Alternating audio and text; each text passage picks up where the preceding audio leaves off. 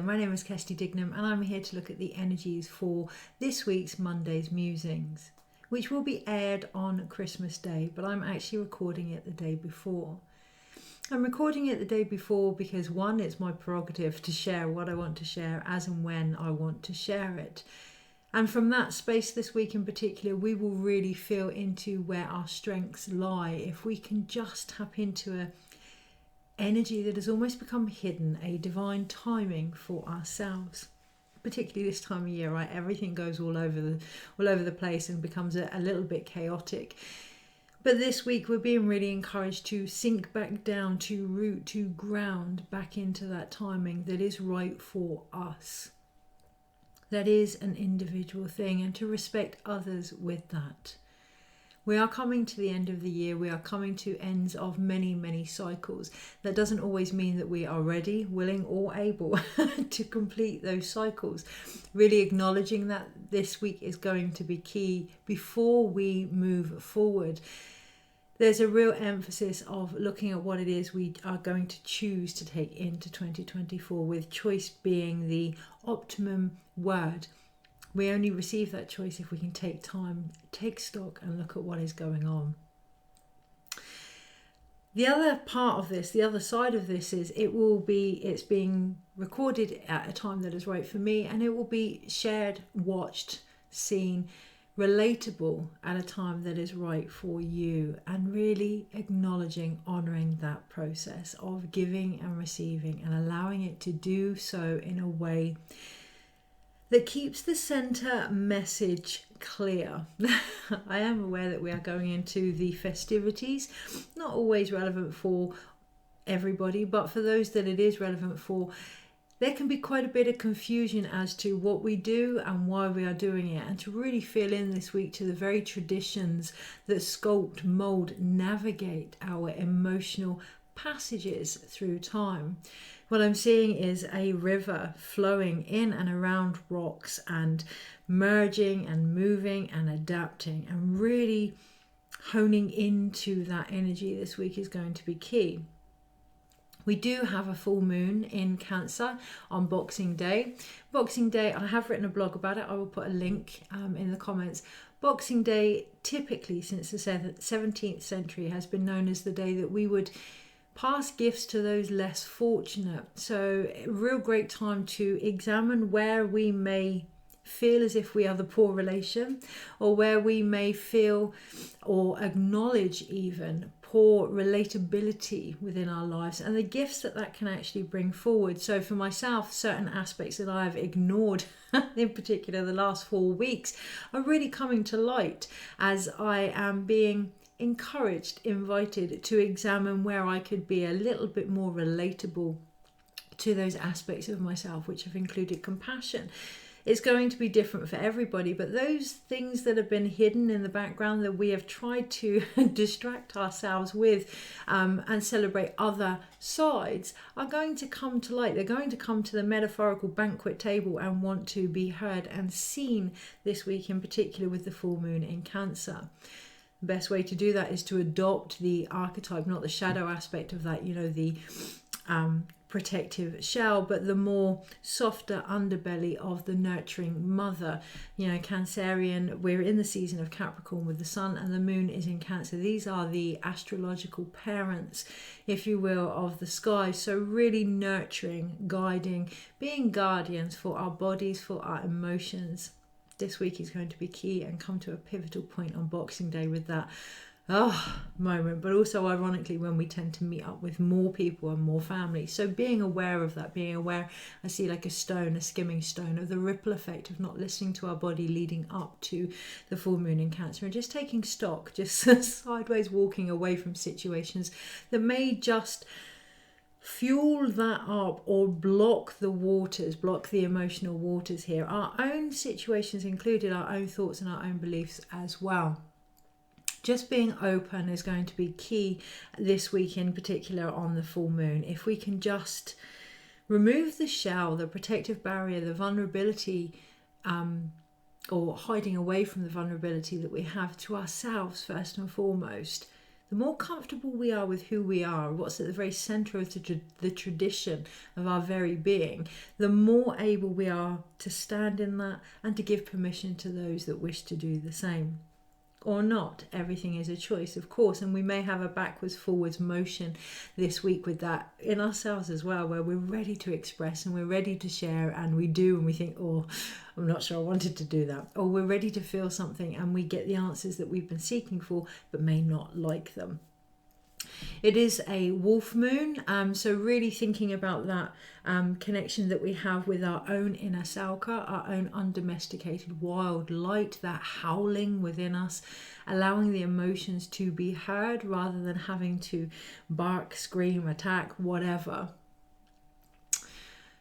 Recognizing them for the loyalty that they are, and recognizing where we may not have been as loyal to our emotions, in particular with our intuition. So this full moon, I don't want to make the whole reading about the full moon because there is a blog, but this full moon in Cancer is there to help us acknowledge where our intuition may have been confused, where we may believe that it was intuition, but it may be we're using intuition to rationalize something. And remembering that intuition is our inner tuition. It comes from our emotions, not our mind. Really feeling into that, taking stock, stepping back and observing ourselves is going to be key to acknowledge the differences, which are going to be paramount as we go into 2024. Into 2024, we are reconnecting for some to our own divinity and our own spiritual path. And one of the fundamental foundations underneath that is going to be how well we relate to our emotional, intuitive wisdom, of course, because that is going to be the spark that is going to lead us deeper into our own awareness and thus then our own connection and spirituality. If we are acting from our mind, if we are for whatever reason without judgment blocking our emotions, not wanting to feel into that vulnerability, then we are only ever going to be aware of something from the conditioning of our mind. And not everything can be logically explained. We can feel things without having a reason to feel them, but just to acknowledge that we feel them. Allowing that to happen this week is really going to open up our awareness of the situation, our awareness of ourselves, and our awareness of how to move forward in different ways. We have been in the year of the Chariot, we have been in the year of Cancer, and that is about moving in directions that may not have been straightforward. But if we want change, we're not going to go down the same route, right? Recognizing these differences, these almost sidetracks in our path, are about to come full circle and really navigate us into the direction that we've actually been seeking. If we can let go of the assumption that our movement has to be a certain way, that relationships have to go a certain way, that Christmases, traditions, festivities have to go a certain way. So this video was the first one that I felt like putting a bit of lippy on, putting a gold scarf on, and I almost felt as if I was staging the energy in a attempt to make an effort, because I'm aware this will be aired on Christmas Day, but also recognizing where we are trying to make something that it's not. The lipstick is getting on my nerves and the scarf is itching my throat a little bit, actually. It's one thing to dress up who we are in order to empower that to get across to whatever energy we are trying to get across. So, it's one thing to really stand in who we are. There's a fine difference between confidence and arrogance this week, and to be very mindful of that. To see a dressed crab for what it is, particularly when it comes to things like spiritual bypassing, which is going to be key this week as well. Where people may say, well, this has happened because of this, and this, and almost downplay, ourselves included, what it is we're genuinely feeling, when we may be avoiding our intuitive wisdom because we don't like the answers, we don't want to feel into it, whatever is going on there, where we are dressing the situation up, making it more than it needs to be, a mountain out of a molehill. That's what I really hear. Okay, but also acknowledging in Capricorn season, with the sun in Capricorn, we are training ourselves always to keep that balance, our ability to climb the mountains, the apus, the obstacles within our own subconscious, for the most part within our own conscious or unconscious awareness. However, remembering that the sun highlights a lot of our ego, and the moon brings forth, illuminates a lot of our emotions and wisdom. So finding that fine line, again, difference between confidence and arrogance, standing in who you are doesn't mean you have to shout about it. You are. And the more you can be present in the empowerment of just being who you are and who you are here to be, the less song and dance you have to make about it, really. And looking at that this week, looking at that in particular when it comes to giving and receiving and where that's actually coming from. What are we trying to prove? What is the essence underneath it all? What is the expectation? You know, we like to say that we give without the need to receive, and do we? And I always find this time of year very, very interesting, because it's almost like a foundation to the very beliefs that we have behind reciprocity, behind Ayni, behind the flow of give and take. So, you know, not only does it, for me as I observe Christmas, not only do I get an inkling into what is going on just over those few days, but how that person, or myself in particular, responds to being able to give and take as well. So where are we going with that? Nowhere in particular. It just feels like it's important to recognize that. It's important to recognize the conversations that are going on around us. We may believe that it's just related to the festivities, but there's going to be insights, particularly over this week, that are going to become clearer within the next 6 months. So keeping it 3 months, actually it's 3 months from now until March, springtime. The endings are going to give us insight into the very beginnings that we are trying to bring in, or may want to direct or mold before they happen, particularly in regards to health warnings and things like that this week as well. Keeping an eye on that. You know, information is key, knowledge is power. Yeah, feeding into what you sense this week for the, what's the word I want to say? I almost want to say preconceptual care. So for me, that means for the information that we can then use to ensure that we're ready to create what it is we want to create, to ensure that our environment, it can sustain what it is we're trying to create before we unwrap the presents of Christmas, before jumping ahead and thinking about what next year is going to bring. It feels really, really important. She says, as she's going to read the cards. So, okay, if we're going to do that,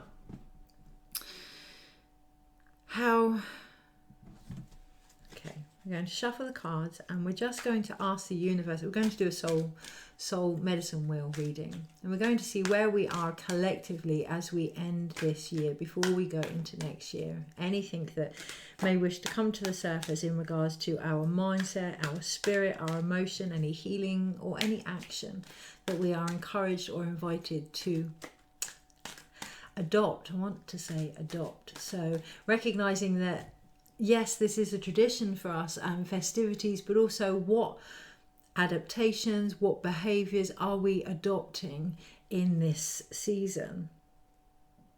So I have the 6 of Stones at the bottom, and we have the word exploitation written right next to it. Okay, so where are we being exploited? Where are we exploiting ourselves? Where are we selling ourselves short? Where are we selling our soul? Where are we acting in a way that we feel we must because it's a certain time of year, or we have a certain role, or whatever that may be? Yesterday with the munay key workshop, the attendees, I'd encourage them to get stones for each of their roles in life and to blow that energy into the stones. And at the end, we actually got rid of every single stone. They'd carried them around for a month, and we actually got rid of every single stone and went beyond the roles. That's not to say they're not important. That's not to say they don't exist. But sometimes our roles, our identification, our labels can actually exploit our energy. So 8 vessels here. We have an opportunity to really feel into what those identities mean to us, and whether or not we want to take them forward, and how we choose to rebirth them. Remember, rebirth is not the same birth. It's a rebirth. It's a new birth. Okay, so how are we going to take those energies forward into the next year? By acknowledging where they may be restricting us, where they may not be the foundations we thought they were. And my shoulders have gone up. I feel like a real resistance there. Okay, and we have the moon on the water at the bottom. So come the full moon on Boxing Day, just being open with some curiosity, seeing what is going on around us, allowing that to reflect where we may be, it's all a choice. Okay, it's all a choice. There's no rush, and it has to be in a timing that works for you. But being very mindful that it's that age-old saying, yeah, the thing we resist persists. Okay? Right. Anyway, soul reading. Really feel that in my throat. I really feel almost as if something has gone down the wrong hole, almost like I want to regurgitate. I almost feel like collectively we don't feel ready to move forward, that we want to keep regurgitating these stories until we feel we have been heard. And that's where I get a sensation into my right breast, and it's like a supply and demand. It's like constantly feeding from these stories it's going to produce the same nutrients, and we're not going to be able to grow beyond that. And much as I can 100% relate to wanting to be heard, the question this week really feels like, by whom? Who needs to hear how you feel? Really, truly. Who needs to listen to the stories? Really feeling into that this week. Okay, so we have the King of Cups at the bottom. We have the Heron. A beautiful opportunity to find balance here in our own masculine, in our own actions. A beautiful opportunity here to bring in a new birth. However, how balanced do we feel about that? How ready do we actually feel about that? How strong are we in our own emotional intuition this week in particular? Okay. So at the very center, what's the mind? Feels really important to let things flow, to be open to whatever wants to be seen this week. There are going to be some repetitive messages in the West, in the space of the action, in the space of endings. And Jaguar, we do have rebirth again, and it feels almost as if a continual full circle. We're going to be continually coming back to points of whether or not we want to take this forward, of whether or not we are ready to move forward. It's an ongoing emotional, I want to say the word assault, but that's how it can feel, like an ongoing emotional rigmarole this week. Almost like having the same conversations with the in-laws, and then the children, and then the friends, and then and we have the Eight of Cups here. So what actions are actually needed to ensure that we move forward? At the very centre, we have the Queen of Arrows, we have the Swan, and we have the acknowledgement that comes when we are direct, when we are authentic, when we are aligned to our own mindset, our own body, and our own emotions. It can be beautiful, graceful. Collectively, this is what's being offered, okay? But it is the Queen of Arrows, the Queen of Swords, and that does mean being authentic, being direct, getting to the point, standing in the feminine power, okay, that has embraced the masculine. So the feminine ability to intuitively feel what is going on and then to act on that. That's the difference. I always say it between a psychic and a seer, to see and then to do. Okay, how aligned are our actions to what it is we are seeing, to what it is we are feeling? How direct are we being with ourselves first and foremost, and then what is going on around us collectively? Because there's a real promise of ease and grace there. I've said it before in readings, and again, it does feel like that repetitive message. Why would we avoid an easy life? Question worth reflecting on, especially as we do have the traditions of Christmas, and we do have a lot of hidden stories in regards to sacrifice and pain and the Christ consciousness and light. So really feeling into that. In the space of the north, in the place of the unknown, our mind, our ancestral inheritance, the joy that now needs to come forward in life by embracing Siwa Kenti, the hummingbird, the hero's journey, we have the green man, we have the emperor here. Okay, and I love this card because he's actually blowing his own horn into the whatever it is he's creating. My left ear is just going. Really, really going. So really listening intuitively to what it is we are creating by who we are being, by the energy that we are portraying, by the stories that we are telling, by the actions that we are taking here. Normally the Emperor comes with nothing but fire, very fire-based card. But here we do have the Oak King, which is perfect for the solstice. And we do have the fact that in order to be balanced, in order to avoid destruction, burnout, those emotions, yeah, they need to be listened to. They need to be heard. They need to be spoken, or more importantly, created with. The spoken doesn't feel as if it's going to be that productive this week. And I'm aware that Mercury's doing his thing and but it feels more poignant to create and to allow the men to create, you know, maybe help get them involved in Christmas dinners if they're not already. That's an assumption on my part, but to really get that action involved in the celebrations, in the traditions, in the ceremonies is going to be quite interesting, intriguing, intimate. Okay, really allowing, I feel that, really allowing the masculine to be received this week is going to be beautiful. Okay, especially in the times of the unknown, especially if we're overthinking, to feel vulnerable and held in the knowing that our actions will always be our foundation, that our actions have always got our back. To ensure that this week is going to be key, and collectively also. In the space of the East, yes, we are going to have some insecurities coming to light. We have the 7 of Arrows here, and it's going to almost feel as if I put in all the work and I did all this and really going to come to light here. A very, almost like a woe is me energy. Okay, can we see that? How are we going to be able to focus on that? So let's pull it back, key there, stepping back, bringing it in slowly and focusing, okay? Focusing on where we may feel that. If we feel as if our offerings, our creativity, our ideas, our essence, our emotions, who we are, aren't being listened to, and we feel, oh gosh, I've tried this, I've tried that type energy, how much did we actually want to do it in the first place? First and foremost, you know, really feeling into it's that's being wobbled. It doesn't matter someone else's reaction to what we share or what it is we do. If we feel rejected, if we go into that wounded space there, what wisdom is underneath it? An insecurity in what we offer, an insecurity in who we are, perhaps a feeling of not being good enough. I mean, these are all ideas. These are all ideas that I'm picking up from the cards. They might be relevant, they might not be relevant. The key here is collectively in the space of the East, if we want to release the insecurities, it is about standing firm in what we do know and who we are. And if we're not able to do that, looking at the vulnerability and the rawness underneath that shows us where we may be doubting ourselves.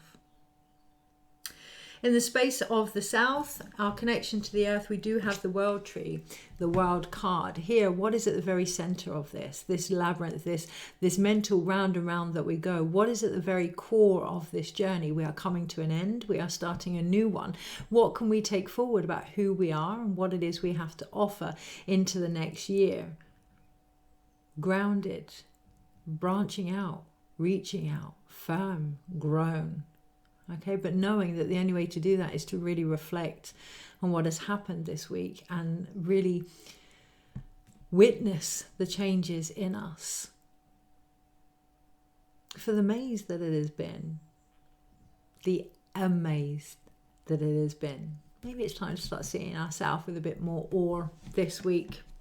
And it's that's going to be the ultimate action, really, in the space of the West. If we can see that all these things have come from our emotions and will continue to flow from what we're ready to release, what we're ready to give, what we're ready to share, what we're ready to receive. I can't even say it fast enough this week. It's like the moment we open ourselves up to this vulnerable awareness of who we are is overflowing. It's overflowing. The love that we have to give is overflowing. So finding a way that does that beautifully for you may be completely different. Your Christmas may end up, your celebrations may end up being completely different than what they've always been or what you believe they need to be.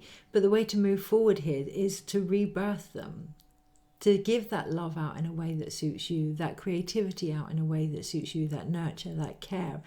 Come the full moon on the Tuesday, we're really going to be made aware of the mother figure that we all are, beyond gender, our ability to care, nurture, to raise, to feed, to acknowledge needs and meet them.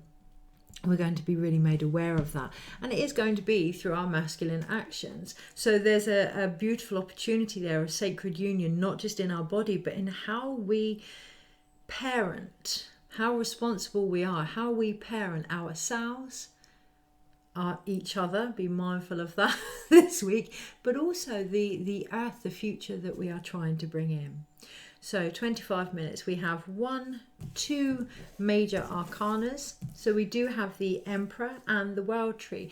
There's a real connection there of pausing, letting our actions pause, being okay with that, embodying the more sacred masculine that needs to know that our emotions are ready, that needs to know that as the vessel for whatever it is we are trying to create, we are ready, that can respect that process, that divine timing, that knows that a seed takes as long as it takes to grow, that sometimes we may not see the outcome of something for quite a while, or even in our own lifetime. It's that saying, we plant a seed, we may not always be the ones that sit underneath the shade, or I'm paraphrasing. Being aware of that, being okay with that, letting go of the outcome, the expectation, really feeling into the anticipation of just sharing and just being, and allowing whatever wants to be formed as a result to come to the surface, to start to grow, recognizing the honor that it is to watch that with ourselves as well, rather than the berating or the expectations of what we should be doing. Sitting back and just watching through the eyes of a parent ourselves with pride, Okay, so we then have 1 cup card, 1 sword card, 2 sword cards, and 2 cup cards. It is in, again, that masculine action of holding space for the feminine, the King of Vessels and the 8 of Vessels, that the rebirth will occur. It is in, I know it's ironic, the busiest time of the year, but allowing time for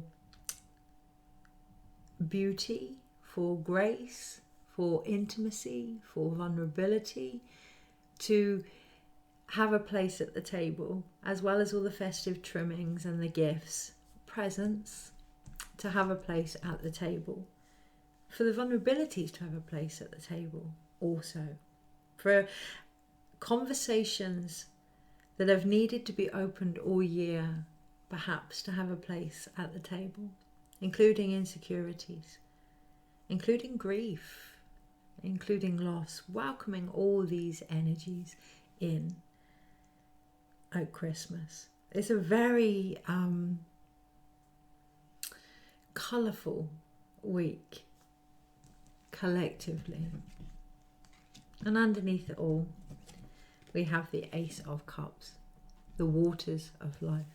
So rather than from a grief perspective holding all that in and it just leaking out every now and then and getting scraps of emotional intuition or healing, underneath it all, if we can be vulnerable, if we can stand in those intuitive waters, if we can flow with our own psyche, if we can create with our own soul's waters, that's what I feel with the very spirituality that we are, that is unique for everyone, that is going to come to light next year. A little heads up there. If we can really feel into what these traditions mean to us, what does Christ mean to us? What does giving and receiving, so Christ being the light, what does that mean? What is the light to us? What is giving and receiving? What is celebration? What is ceremony? What are these things to us? What is spirituality to us? If we can really feel into that, we will find our own connection to the very waters of life, our own connection to our own creativity, our own spirituality, our own flow, our own heart, our own love, our own divine timing, our own divinity.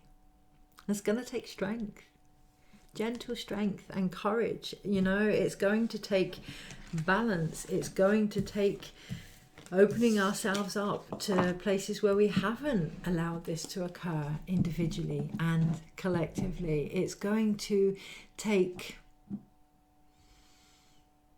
sovereignty. It's going to take peace. It's going to take truth.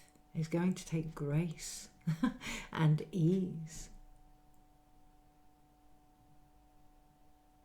So let's have one card for 2024, and I feel sadness there. Sorry, for 2023. For 2023.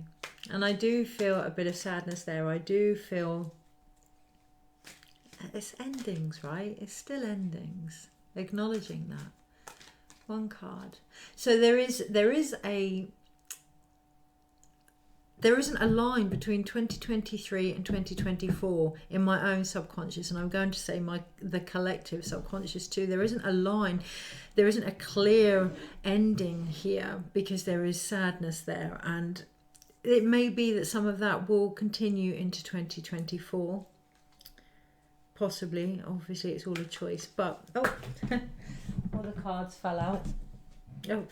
We have Five of Pentacles, which is endurance, and the Wheel. Okay, so really changing that perspective here, really looking at what it is we are creating, the tapestry of our own stories, in particular with endurance. And underneath we do have the Blasted Oak, the change card, letting go of where we may have made things a little bit more complicated, letting go of where we may be comfortable. I'm going to say it in grief or in darkness. I can say that because I am comfortable in the darkness. It's familiar to me. But really looking at that, really looking at the impact that may have, where we may be comfortable in our stories. And letting go, recognizing that ultimate change, that ultimate shift comes from us. Okay, so with that in mind, what has 2020, well, I get the answer, it's already, I just received it all. It's been about a turning point of the endurances in our life and the changes that are necessary. So, any last words for 2023? Merry Christmas, guys. Queen of Swords here again, that ease and that grace right at the center for the collective of the soul collective, and the Ten of Vessels, happiness. Okay, that the last words for 2023. Being direct with what makes us happy, connecting to what makes us happy, not being ashamed, not feeling guilt with that, really feeling into the question of what makes us happy for 2023, and knowing that with ease and grace that can be set out for us all. Last words 2023. Merry Christmas. May you unwrap on many, many levels what it is that truly makes you happy. Take care, and I shall see you next year.